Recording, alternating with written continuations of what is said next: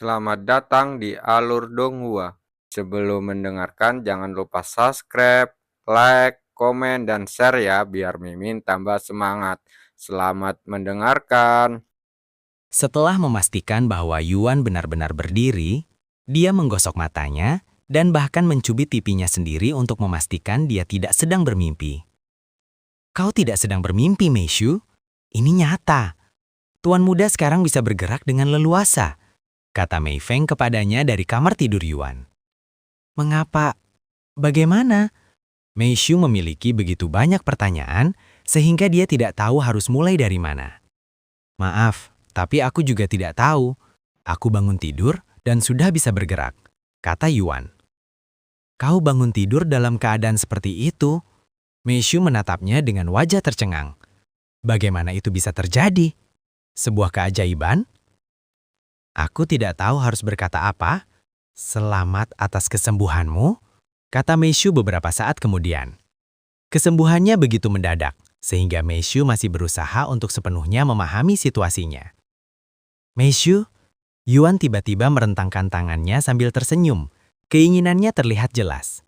Meishu menatap Mei Feng yang masih berdiri di dekat kamar Yuan dan menatapnya dengan tatapan yang dalam. Sampai kapan kau akan membuatnya menunggu? Kata Mei Feng padanya beberapa saat kemudian. Meishu segera mulai tersipu. Lalu dia mendekati Yuan dan menerima pelukannya. Aku sudah ingin melakukan ini sejak lama, katanya sambil mempererat pelukannya pada wanita itu. Sekarang aku sudah bisa bergerak lagi, aku berjanji tidak akan membiarkan siapapun menindasmu lagi. Mendengar kata-kata Yuan, wajah Meishu semakin memerah. Setelah Yuan merasa puas, dia melepaskannya dan berkata, "Baiklah, aku akan membiarkanmu menyelesaikan sarapan sekarang. Jika kamu butuh bantuan, beritahu aku." "Tidak apa-apa, aku sudah mengerti." Beberapa saat kemudian, setelah sarapan siap, mereka duduk mengelilingi meja di ruang tamu dengan makanan yang lebih banyak dari biasanya karena Mei Feng juga ada di sana.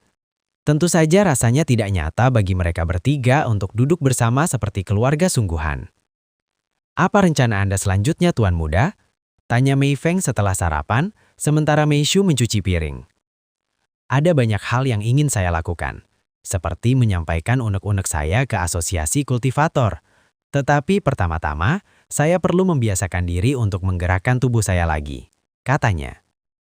"Meskipun Anda sudah bisa bergerak lagi, saya sarankan Anda meminta Dr. Wang untuk memeriksa tubuh Anda untuk berjaga-jaga," kata Mei Feng. "Kau benar, aku akan meneleponnya sekarang." Bolehkah aku meminjam ponselmu?" tanya Yuan kepada Meishu. Setelah mendapatkan ponsel Meishu, Yuan secara pribadi menelepon Dr. Wang. Sekarang setelah dia akhirnya bisa bergerak dengan leluasa, dia ingin melakukan semuanya sendiri, tidak peduli seberapa kecil hal itu. "Selamat pagi, Meishu." Suara Dr. Wang terdengar beberapa saat kemudian. "Halo, Dr. Wang." Suara ini? Tuan Muda?" "Iya, saya ingin tahu kapan Anda punya waktu luang. Saya ingin Anda datang dan melihat kondisi saya. Oh, bisakah Anda membawa Wang Shuying ke sini juga jika memungkinkan? Anda membutuhkan kami berdua di sana untuk memeriksa kondisi Anda. Itu terdengar tidak baik. Apakah terjadi sesuatu?" tanya Dr. Wang dengan suara khawatir. "Ya, sesuatu yang gila telah terjadi. Bisakah kamu menjelaskannya padaku lewat telepon?" "Aku bisa saja, tapi kurasa akan lebih baik jika kalian melihatnya sendiri," kata Yuan sambil tersenyum. "Meskipun begitu, Anda tidak perlu terburu-buru di sini, santai saja." Mendengar itu, Dr. Wang berpikir dalam hati bahwa jika situasinya tidak cukup mendesak untuk membuat mereka bergegas, mungkin tidak seburuk itu. Namun dia tidak ingin mengambil resiko. "Saya mengerti. Saya akan berusaha datang sesegera mungkin, dan saya juga akan memberitahu Wang Shuying." "Terima kasih, Dr. Wang. Sampai jumpa lagi nanti." Setelah Yuan menutup telepon, Mei Feng bertanya kepadanya, "Tuan Muda, saya harus menanyakan hal ini sekarang karena Anda sudah bisa bergerak lagi. Apakah Anda berniat memainkan alat musik itu lagi?" "Memainkan alat musik?" Yuan merenung sejenak sebelum berbicara. "Setelah memainkan kecapi di Cultivation Online, saya menyadari bahwa saya tidak membenci bermain musik atau alat musik. Sebaliknya, Keluarga Yu lah yang membuat semuanya terasa seperti tugas. Dengan kata lain, ya, saya ingin terus memainkan alat musik, tetapi saya tidak akan kembali ke dunia profesional. Jadi begitu. Senyum hangat muncul di wajah Mei Feng. Ngomong-ngomong soal alat musik, saya tidak punya satupun, kata Yuan kemudian. Tidak apa-apa, saya bisa membelikannya untukmu, kata Mei Feng. Saya punya banyak koneksi di industri musik setelah bekerja untuk keluarga Yu selama bertahun-tahun. Jadi saya tahu siapa yang harus saya hubungi untuk instrumen musik. Apa yang Anda inginkan? Saya juga bisa membelikannya untuk Anda. Yuan menggelengkan kepalanya dan berkata, tidak apa-apa Nona Mei Feng, Anda tidak perlu membayarnya. Kami seharusnya cukup punya uang untuk membeli alat musik itu. Jika yang kau bicarakan adalah uang yang Mei Shu tabung dari bekerja, kurasa itu tidak akan cukup. Kami telah menghasilkan sejumlah uang yang lumayan dari menjual harta karun yang kami temukan di cultivation online di balai lelang. Meskipun kau berkata seperti itu, alat musik tidak murah, terutama yang akan saya belikan untukmu. Semuanya dibuat oleh perusahaan ternama dengan pengalaman berabad-abad. Lagi pula, kau hanya pantas memainkan alat musik terbaik.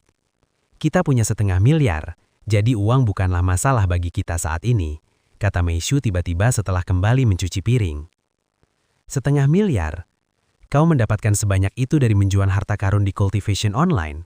Mei Feng terdiam. Meskipun dia menyadari betapa menguntungkannya bermain cultivation online, dia tidak menyangka bisa menghasilkan uang sebanyak itu dalam waktu sesingkat itu. Yuan mengangguk. Kita cukup beruntung. Beberapa saat kemudian Mei Shu melihat ibunya dan bertanya, bukankah ibu harus bekerja? Saya sudah ambil cuti 3 hari lalu, jadi saya tidak perlu kembali bekerja selama seminggu lagi. Karena dia telah mengantisipasi bahwa sesuatu mungkin terjadi pada mereka, setelah mengetahui bahwa keluarga Yu berniat untuk mengambil Mei Shu secara paksa, jadi dia mengambil cuti seminggu untuk berjaga-jaga. Nona Mei Feng, apakah Anda akan meninggalkan keluarga Yu jika Anda punya kesempatan? Yuan tiba-tiba bertanya kepadanya. Tidak mudah meninggalkan keluarga Yu, karena saya terikat dengan kontrak dengan keluarga Yu. Jika saya ingin pergi sebelum kontrak saya selesai, saya harus membayar sejumlah uang yang sangat besar, dan keluarga Yu juga harus setuju untuk membiarkan saya pergi, yang sangat tidak mungkin. Kapan kontrak ini akan berakhir? 50 tahun. 50 tahun. Yuan terkejut mendengar ini. Kontrak awalnya berdurasi 5 tahun, tetapi mereka terus memperpanjangnya hingga mencapai 50 tahun. Saya juga tidak keberatan, karena saya dibayar mahal dan tidak ada alasan untuk menolak. Karena penasaran, berapa yang harus kau bayar jika ingin meninggalkan keluarga Yu? Tanya Yuan kepadanya. 50 miliar dolar. 1 miliar untuk setiap tahun dalam kontrak. 50 miliar. Yuan mengulangi dengan suara rendah. Kecuali jika Mei Feng meminjam uang dari orang lain, tidak mungkin dia bisa membayar jumlah yang sangat mahal itu. Begitupun saya sebenarnya tidak punya alasan untuk meninggalkan keluarga Yu. Terlepas dari tindakan mereka terakhir ini terhadap Mei Shu, itu sebagian besar disebabkan oleh pengaruh asosiasi pengkultivasi, dan mereka juga tidak memperlakukan saya dengan buruk. Meskipun saya punya banyak pekerjaan yang harus saya lakukan, saya sudah terbiasa sekarang, dan saya dikompensasi dengan gaji yang besar. Setelah jeda sebentar, Mei Feng melanjutkan. Namun begitu, jika Tuan Muda meminta saya meninggalkan keluarga Yu untuk bekerja untukmu, saya akan punya alasan yang kuat untuk pergi. Kamu bisa tinggal di keluarga Yu, saya bisa menjaga diriku sendiri dengan baik. Mei Shu tiba-tiba berkata sambil menatap Mei Feng dengan tatapan penuh ambisi di wajahnya. Mei Feng tersenyum hangat mendengar kata-kata Mei Shu. Jangan khawatir, saya tidak akan mencuri Tuan Muda darimu. Meskipun begitu, saya akan tetap di sini sampai liburan saya selesai. Karena insiden sedini hari lalu belum selesai, kata Mei Feng beberapa saat kemudian, mengingatkan mereka bahwa mereka mungkin masih dalam bahaya. Setelah sarapan selesai, Yuan melanjutkan latihan gerakannya dengan berjalan-jalan di sekitar rumah. Sementara Mei Feng dan Mei Shu memperhatikannya dari sofa. Tuan Muda, saya sudah lama bertanya-tanya. Tetapi bagaimana Anda tahu kemana harus pergi jika Anda tidak dapat melihat kemana Anda pergi? Mei Feng tiba-tiba bertanya kepadanya. Meskipun Yuan telah pulih kemampuannya untuk menggerakkan tubuhnya, dia masih buta, yang berarti dia seharusnya tidak dapat melihat kemana dia pergi. Oh, aku bisa melihat dengan jelas menggunakan indera ilahi, kata Yuan dengan santai. Indra ilahi? Apa itu? Tanya Mei Feng karena dia tidak familiar dengan dunia kultivasi. Pada dasarnya, aku bisa melihat hal-hal di sekitarku seolah-olah aku memiliki mata di atas tubuhku tanpa menggunakan mataku. Dan semakin kuat indra ilahiku, semakin jauh aku bisa melihat. Kurasa ini adalah sesuatu yang bisa dilakukan para kultivator setelah mencapai tingkat kultivasi tertentu. Begitu, kekuatan yang luar biasa. Sekarang aku juga ingin mulai berkultivasi sesegera mungkin, gumam Mei Feng pada dirinya sendiri. Sekitar 3 jam kemudian, tiba-tiba seseorang mulai mengetuk pintu mereka. Ini saya, Dr. Wang. Suara Dr. Wang terdengar dari luar. Mendengar suaranya, Mei Shu bangkit dari sofa tetapi sebelum dia bisa pergi kemanapun, Yuan berkata, "Aku yang ambil." Mei Shu menatapnya sejenak sebelum mengangguk. Yuan kemudian berjalan ke pintu dan menarik nafas dalam-dalam sebelum membukanya. "Selamat datang, Dr. Wang. Selamat datang, Xiwing." Yuan menyambutnya dengan senyum di wajahnya setelah membuka pintu. "Dentang." Dr. Wang menjatuhkan kotak logam berisi peralatan kerjanya ketika melihat Yuan berdiri di hadapannya di ambang pintu. Kau?" Wang Xiwing menunjuk ke arahnya dengan tangan gemetar. "Kau bisa berdiri?" seru Dr. Wang dengan suara terkejut, menyelesaikan kalimat yang tak bisa diucapkan Wang Xiwing. Yuan menundukkan badannya dan mengambil kotak logam yang dijatuhkan oleh Dr. Wang sebelum berkata, "Apakah Anda terkejut?" Bagaimana?" Wang Xiwing bertanya kepadanya beberapa saat kemudian. "Baiklah, mari kita lanjutkan di dalam saja," kata Yuan sambil berjalan kembali ke apartemen. Namun baik Dr. Wang maupun Wang Xiwing tetap berdiri di luar dengan ekspresi bingung di wajah mereka. Barulah setelah Yuan mempersilahkan mereka masuk lagi, mereka akhirnya mulai bergerak.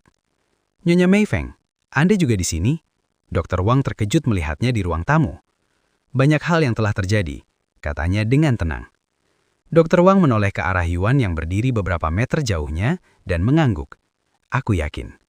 Setelah semua orang duduk, Dr. Wang berbicara lagi. "Apa yang terjadi padamu, Tuan Muda? Bagaimana Anda bisa bergerak lagi? Saya hampir terkena serangan jantung barusan." Yuan tersenyum gitir dan mengangkat bahu. "Aku berharap bisa memberitahumu, tapi aku tidak bisa. Aku bangun dalam keadaan seperti ini." "Apa? Kau bangun dalam keadaan pulih sepenuhnya?" Rahang Wang Xiwing menganga setelah mendengar ini, karena dia mengharapkan pria itu mengatakan bahwa dia pulih setelah memakan harta karun luar biasa di cultivation online yang mempengaruhi tubuh aslinya. "Ya," dia mengangguk. "Aku sebenarnya tidak melakukan apapun istimewa. Saat aku bangun pagi ini, tubuhku secara ajaib telah pulih." "Ini sebuah mukjizat," gumam Dr. Wang dengan suara rendah. "Selamat Yutian, kau akhirnya sembuh. Aku tahu kau akan sembuh suatu hari nanti." Wang Xiwing tidak mulai memberi selamat kepadanya. Meskipun Yuan pulih tanpa bantuannya, dia sama sekali tidak merasa kecewa. Tidak peduli bagaimana Yuan pulih, dengan atau tanpa bantuannya, Wang Xiwing hanya senang melihatnya akhirnya sembuh. "Terima kasih, tapi hanya tubuhku yang pulih. Aku masih buta. Apalagi aku ingin melihat apakah ada perubahan pada tubuhku. Itulah sebabnya aku memanggilmu ke sini," kata Yuan. Dr. Wang mengangguk. "Aku mengerti." Beberapa saat kemudian, Yuan berbaring di tempat tidurnya sambil Dr. Wang dan Wang Xiwing memeriksa tubuhnya. Setelah mendapatkan hasilnya, Dr. Wang berkata, "Berdasarkan hasilnya, tubuh Anda tidak banyak berubah sejak pemeriksaan terakhir. Namun kami tidak dapat memastikan karena pemeriksaan ini dilakukan dengan peralatan basar. Ini bukanlah ranah umum untuk para kultivator. Kecuali Anda menjalani pemeriksaan yang lebih detail di rumah sakit, kami tidak dapat memastikan apakah tubuh Anda mengalami perubahan yang signifikan." "Begitu ya? Aku tidak bisa pergi ke rumah sakit sekarang karena sedang ada urusan yang merepotkan. Tapi aku pasti akan mengunjungimu begitu aku sudah bisa." "Ada yang mencurigakan? Apakah ada sesuatu?" tanya Wang Xiwing kepadanya beberapa saat kemudian. "Well, agak rumit. Tapi Yuan kemudian menjelaskan kepada mereka situasi mereka dengan asosiasi petani dan apa yang terjadi tadi malam. "Dasar orang-orang sombong dan kurang ajar," seru Wang Xiwing setelah mendengar cerita itu, merasa sangat marah. Bahkan Dr. Wang pun tak kuasa menahan kerutan di dahinya. Kemudian dia berkata, "Ketua Zabe sebenarnya adalah pasien saya. Aku akan berbicara dengannya nanti dan mencoba membujuk dia untuk menghentikan sandiwara ini." Namun Yuan menganggukkan kepalanya dan berkata, "Tidak apa-apa Dr. Wang. Aku tidak mau menyeret keluarga Anda juga ke dalam masalah ini. Aku akan berurusan sendiri dengan Ketua Zabei. Apakah Anda yakin? Dr. Wang mengerutkan kening karena khawatir. Ya, aku punya rencana. Apa rencanamu sekarang setelah kau bisa bergerak lagi? Apakah kau akan kembali ke industri musik? Aku sangat ingin mendengar musikmu lagi, tanya Wang Shuing beberapa saat kemudian. Yuan tersenyum dan berkata, jika kamu ingin mendengarkan musikku, kamu bisa mengunjungiku kapan saja, dan aku akan memainkannya untukmu. Tapi aku tidak akan kembali ke industri musik. Benarkah?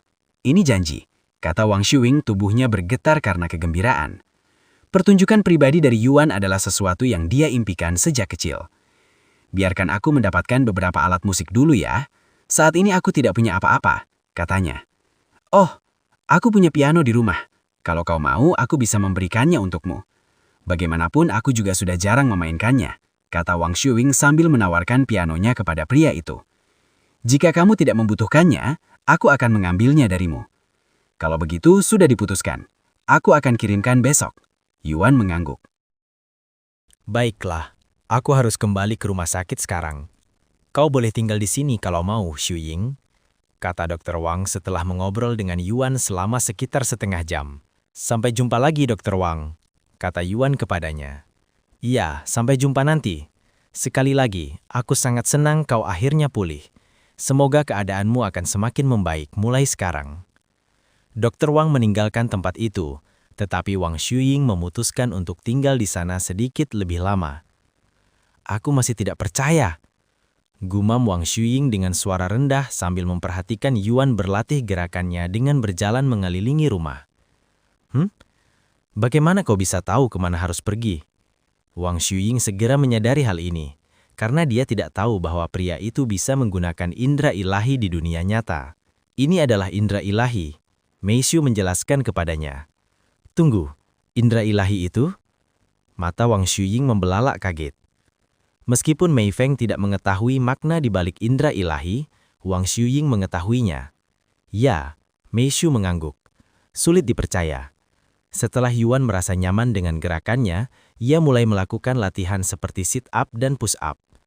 Karena dia adalah prajurit roh tingkat puncak, kekuatan dan daya tahan bukanlah masalah bagi Yuan. Itu hanya masalah bentuk tubuhnya. 10 push-up, 20, 30, 50, 100. Yuan berhasil menyelesaikan 100 push-up dan sit-up tanpa istirahat, dan masih memiliki banyak energi tersisa di akhir latihan. Sementara itu, Wang Shuing menghubungi perusahaan jasa pindahan untuk memindahkan pianonya ke apartemen mereka. Baiklah, sudah waktunya saya pergi. Piano itu seharusnya sampai di sini besok sore, katanya kepada mereka. Setelah itu, ia melanjutkan. Aku juga akan berada di sini besok untuk mendengarkanmu bermain. Oke, sampai jumpa nanti, kata Yuan. Yuan kemudian melanjutkan latihannya hingga berkeringat deras. Aku mau mandi, kata Yuan kepada mereka. Apakah kau butuh bantuan?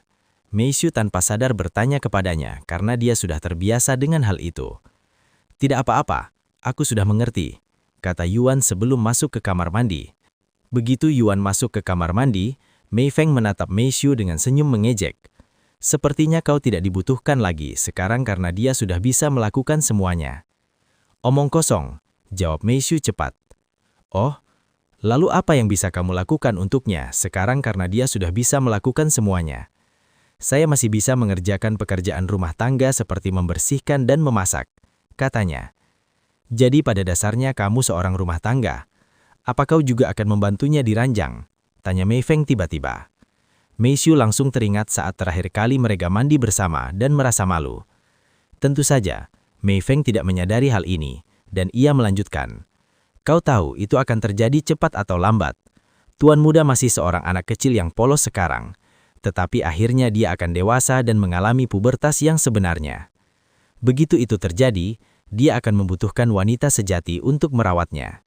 Jika kau tidak mau mempertahankan posisi itu, seseorang akan mengambilnya darimu, dan kamu benar-benar tidak dibutuhkan lagi saat itu.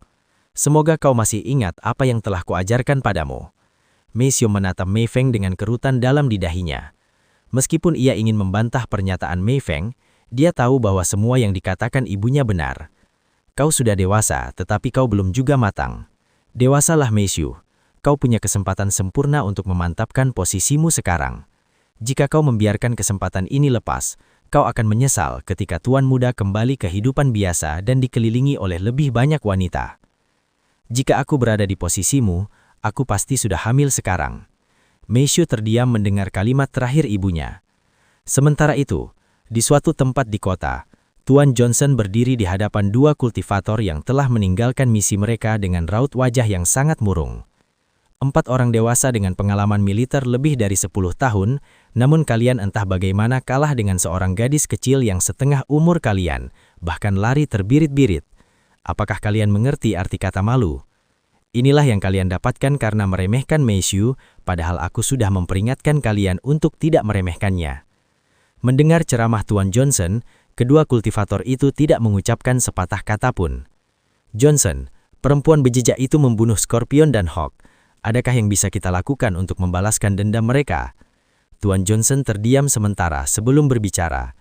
Bagaimana kalian bisa begitu yakin bahwa mereka sudah mati? Kami menyaksikan perempuan bejejak itu mematahkan leher Hawk dengan tak ampun. Tidak mungkin dia masih hidup setelah serangan brutal itu.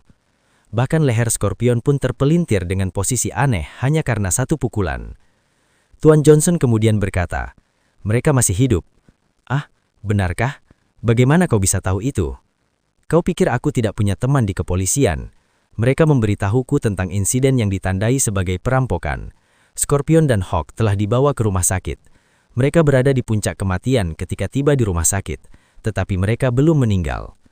2 orang lainnya menghela nafas lega setelah mendengar bahwa rekan-rekan mereka masih hidup. "Seandainya saya jadi Anda, saya tidak akan lengah sekarang. Mereka masih hidup, tetapi saat ini mereka berada dalam tahanan. Saya harus berbicara dengan teman-teman saya jika mereka tidak ingin masuk penjara," kata Tuan Johnson. "Bagaimana dengan misinya?" tanya salah satunya. "Misi ini gagal. Karena Anda telah menimbulkan keributan, kami tidak bisa lanjut lagi, atau kami beresiko diinvestigasi. Saya tidak terlalu khawatir tentang investigasi, tetapi klien kami, keluarga Yu, pasti tidak senang jika mereka diinvestigasi. Jadi untuk saat ini kita hanya bisa menunggu sampai keadaan tenang. Bagaimana dengan gaji kami?"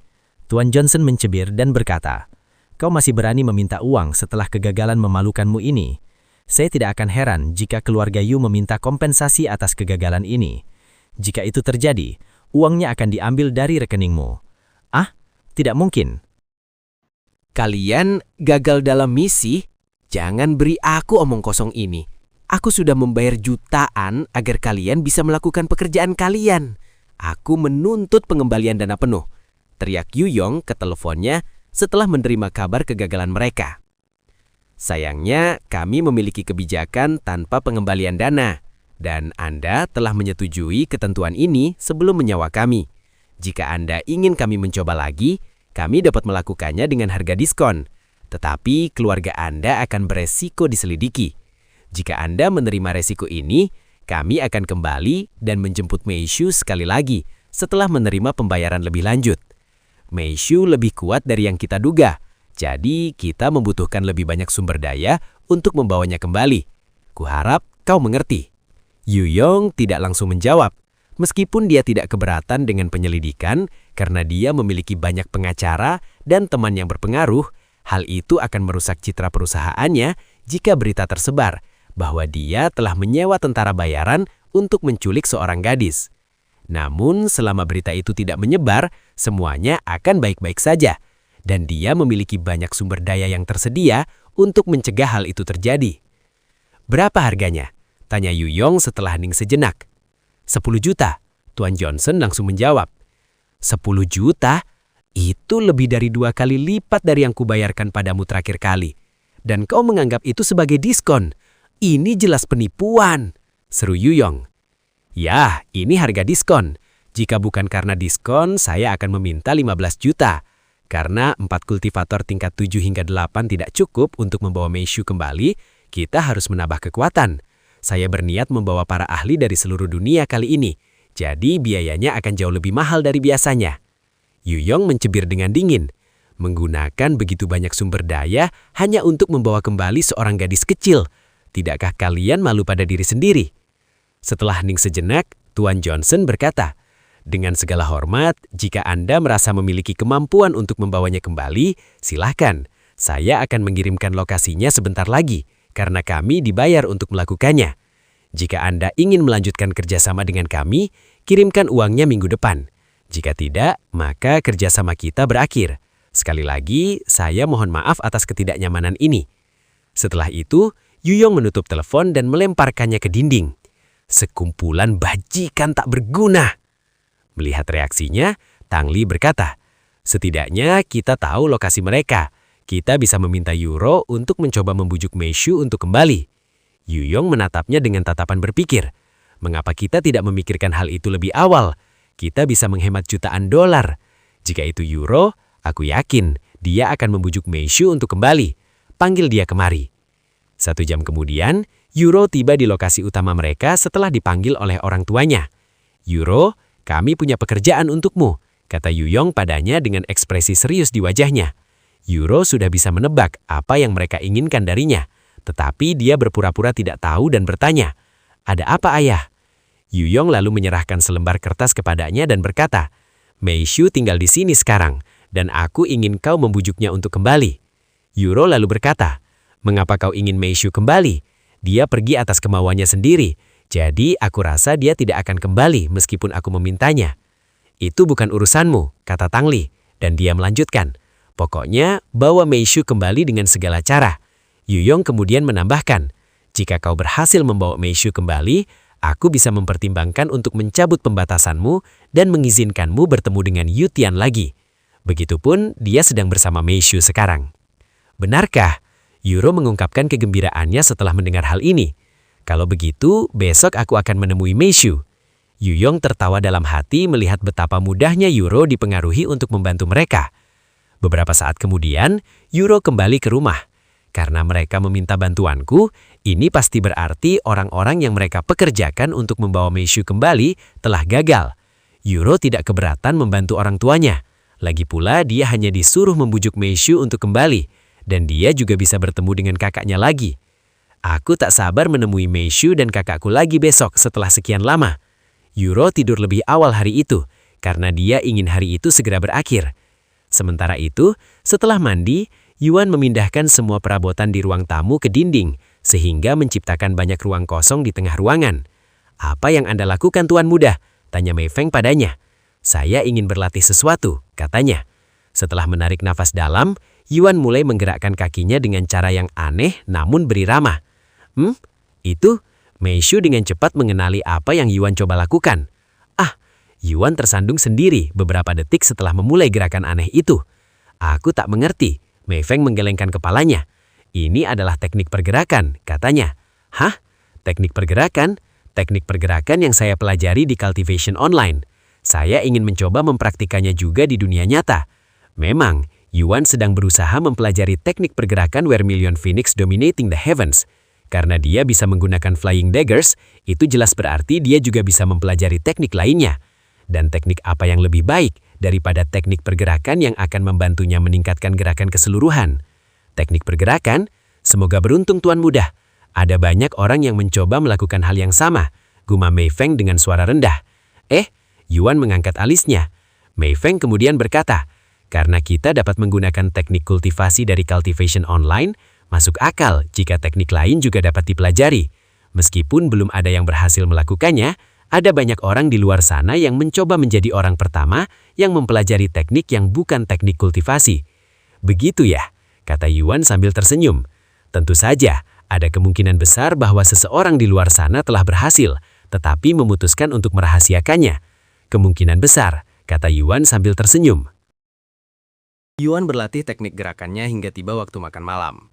Setelah makan malam, Yuan ingin melanjutkan latihan, tetapi Mei Feng berkata, "Tuan Muda, saya mengerti Anda senang dengan pemulihan Anda, tetapi Anda tidak boleh terlalu banyak bergerak setelah makan. Itu tidak baik untuk tubuh Anda. Selain itu, karena Anda baru saja pulih, Anda sebaiknya tidak melakukan latihan intensif yang dapat membebani tubuh Anda. Lagi pula, kita masih belum tahu apakah Anda benar-benar sudah pulih sepenuhnya atau belum." "Kau benar, Nona Mei Feng. Aku terlalu terburu-buru karena pemulihan mendadak ini yang mungkin hanya sementara. Aku tidak boleh terlalu membebani tubuhku, atau bisa kembali lumpuh." Yuan tidak senang harus menahan diri, tetapi dia setuju dengan Mei Feng. Mereka masih belum tahu apakah tubuhnya sudah pulih sepenuhnya atau hanya sementara. Dia bisa bangun besok dan kembali lumpuh. Janganlah kita mengatakan hal yang begitu melemahkan semangat Tuan Muda. Saya yakin tubuh Anda baik-baik saja sekarang, dan tidak akan tiba-tiba kembali ke keadaan semula. Tetapi sampai kita yakin bahwa Anda benar-benar baik-baik saja, saya tidak akan memaksakan tubuh saya terlalu banyak jika saya berada di posisi Anda, kata Mei Feng. Saya mengerti. Beberapa saat kemudian, mereka bersiap untuk tidur. Begitu mereka memasuki kamar tidur, Mei Feng tiba-tiba bertanya kepadanya. Tuan Muda, bagaimana kalau saya pijat badan Anda? Kudengar pijat setelah seharian berolahraga akan membuat semuanya lebih efektif. Baiklah kalau kau tidak keberatan, Yuan mengangguk. Silahkan berbaring di tempat tidur dengan punggung menghadap langit-langit. Setelah Yuan berbaring di tempat tidur, Mei Feng naik ke atasnya dan dengan lembut duduk di pantatnya dalam posisi berlutut. Apakah kamu akan baik-baik saja jika aku melakukan ini? Apakah aku terlalu berat? Mei Feng bertanya padanya untuk berjaga-jaga. Aku baik-baik saja. Kamu sama sekali tidak berat, kata Yuan, merasakan dua benda bulat dan lembut menekan pantatnya. Besar. Mei Feng kemudian mulai memijat punggung Yuan, dimulai dari leher dan bahunya. Ini terasa sangat menyenangkan. Yuan menghela lega-lega. Terima kasih atas pujiannya, Tuan Muda. Setelah memijat Yuan beberapa menit, Mei Feng mulai berbicara dengannya. Tuan Muda, saya ingin mengajukan beberapa pertanyaan kepada Anda. Apa itu? Bagaimana pendapatmu tentang putri saya, Mei Xu? Apa pendapatku tentang Mei Xu? Yuan mengulangi pertanyaannya. Dia adalah orang yang sangat penting bagi saya, dan saya berhutang budi banyak kepada Mei Xu karena telah membantu saya. Tanpa kehadirannya, saya tidak akan bisa bertahan selama ini sendirian.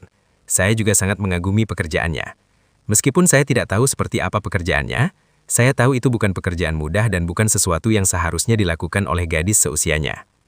Kau benar, bekerja sebagai pembantu rumah tangga itu tidak mudah, apalagi di keluarga Yu yang standarnya berkali-kali lipat lebih tinggi. Bahkan aku pun tidak bisa dibandingkan dengannya saat seusianya. Tetapi aku jarang memujinya, karena aku tidak ingin dia merasa puas diri. Aku tidak akan heran jika dia membenciku karena caraku mendidiknya. Tetapi melihatnya sekarang, aku tidak akan menyesalinya meskipun dia membenciku, kata Mei Feng sambil tersenyum lembut. Aku rasa Mei Xi tidak membencimu, Nona Mei Feng. Mei Feng sedikit terkekeh sebelum berbicara. Anggap saja, dilihat dari ucapanmu, aku berasumsi bahwa kamu benar-benar menyukai Mei Xu. Benarkah begitu, Tuan Muda? Ya, aku sangat menyukai Mei Xu, jawabnya tanpa ragu-ragu. Lalu apakah kamu berkenan tinggal bersamanya selamanya? Tidak, saya tidak keberatan. Bahkan sebenarnya saya lebih suka jika kita bisa tetap seperti ini selamanya. Itu akan menjadi masalah, kata Mei Feng tiba-tiba. Kenapa itu bisa jadi masalah? Kenapa? Bukankah sudah jelas? Karena kita tidak tahu apa yang Mei Xu inginkan. Meskipun kamu ingin bersamanya selamanya, bagaimana jika dia ingin pergi di masa depan? Bagaimana jika dia harus pergi di masa depan ketika dia ingin memulai keluarganya sendiri? Yuan terdiam mendengar perkataannya, dan dia segera mulai berpikir. Kau benar, pada akhirnya semuanya tergantung pada Mei Xu. Sebanyak apapun aku ingin bersamanya selamanya, aku tidak bisa memaksakannya tetap bersamaku. Dia punya kehidupannya sendiri seperti aku punya kehidupanku sendiri. Aku rasa hanya bisa menikmati waktu bersamanya selama itu berlangsung. Yuan menghela nega. Yuan sebenarnya tidak pernah memikirkan kemungkinan Mei Xu akan pergi, karena Mei Xu pernah mengatakan kepadanya bahwa dia ingin bersamanya di masa lalu. Namun, orang pasti akan berubah seiring bertambahnya usia, jadi ada kemungkinan Mei Xu akan meninggalkannya di masa depan. Jangan terburu-buru mengambil kesimpulan, Tuan Muda. Mungkin Mei Xu juga ingin tinggal bersamamu selamanya. Jika kamu khawatir, mengapa kamu tidak bertanya padanya? Sebenarnya, aku tahu bagaimana kamu bisa tinggal bersamanya selamanya. Benarkah? Bagaimana? Nah, jika kamu ingin seseorang tetap bersamamu, tentu saja kamu melamarnya. Itu sudah menjadi kebiasaan di dunia ini. Melamar? Apa yang harus kulamar padanya?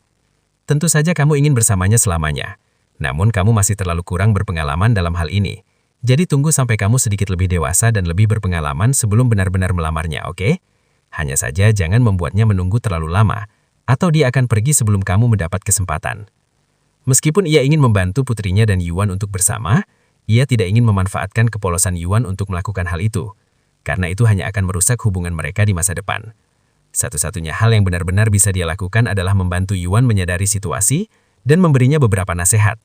Selebihnya akan bergantung pada Yuan dan Meishu. Saya mengerti, Nona Meifeng. Terima kasih atas sarannya, kata Yuan padanya. Saya hanya menjalankan tugas saya sebagai seorang ibu. Itu saja, katanya dengan senyum misterius di wajahnya. Setelah memijat Yuan selama 1 jam, Meifeng mematikan lampu dan pergi tidur. Mari kita ulangi lagi besok. Selamat malam Tuan Muda. Selamat malam Nona Meifeng, kata Yuan, dan langsung tertidur karena pijatan Meifeng yang langsung berpengaruh pada tubuhnya.